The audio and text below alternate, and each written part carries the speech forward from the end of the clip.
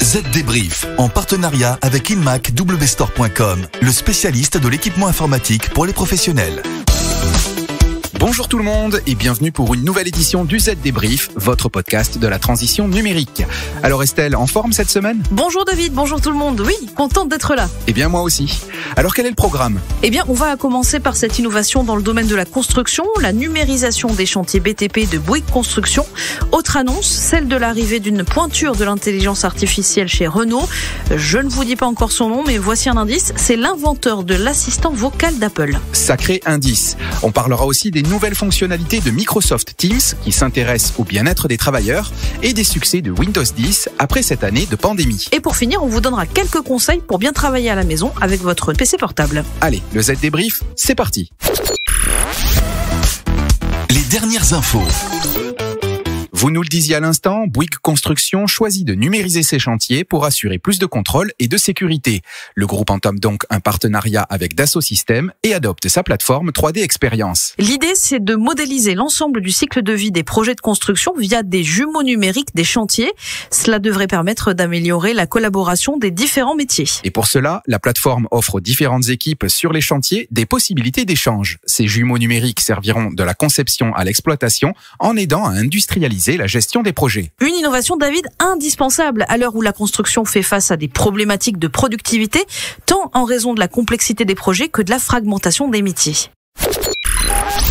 Bon, alors David, j'imagine que vous avez deviné qui est le dernier arrivé chez Renault ? Une véritable star. Évidemment, qui ne connaît pas Luc Julia, un expert mondial de l'intelligence artificielle et créateur de Siri, l'assistant vocal d'Apple. Une arrivée qui s'inscrit dans l'agenda numérique très dense du groupe inauguré ce mois-ci et baptisé Software République. Objectif, mobiliser les partenaires du groupe et mutualiser les expertises en mobilité, big data, jumeaux numériques, cloud, modélisation 3D ou encore cybersécurité. Renault a aujourd'hui 2 axes prioritaires, la supply chain et les nouvelles mobilités. La supply chain, c'est-à-dire la chaîne d'approvisionnement qui permet de construire des véhicules, c'est le digital qui a aujourd'hui la tâche de la fluidifier, de la fabrication jusqu'à la distribution aux clients, en réduisant les délais de construction des véhicules et les stocks. Quant aux nouvelles mobilités, l'entreprise se prépare notamment au covoiturage, à l'autopartage et aux enjeux de la transition écologique et à la voiture autonome. Luc Julia arrive du coup à point nommé, il va devoir superviser la recherche et développement sur ces technologies.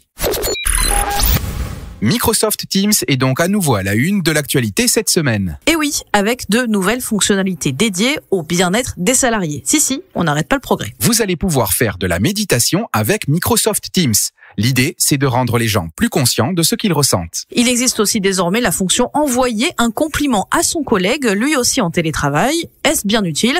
Ça reste à voir. En tout cas, ça a le mérite d'exister. Autre nouveauté, le trajet virtuel. Il s'agit d'une expérience particulière pour terminer sa journée de travail sans sortir de chez soi.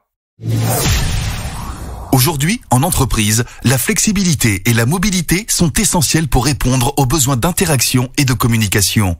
Avec le PC Lenovo ThinkCenter Nano, optimisez l'espace de travail sans faire de compromis sur les performances et la sécurité. Plus petit qu'un livre de poche, il peut être déployé n'importe où avec un seul câble.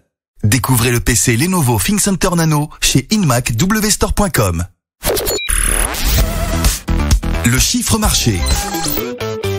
À l'occasion de l'annonce de ses résultats trimestriels, Microsoft mentionne que son système d'exploitation Windows 10 est aujourd'hui installé sur plus d'1 milliard d'ordinateurs dans le monde. Un joli succès dû en grande partie à la pandémie et à l'explosion du télétravail. Autre succès, celui de Microsoft Teams qui compterait désormais 145 millions d'utilisateurs quotidiens.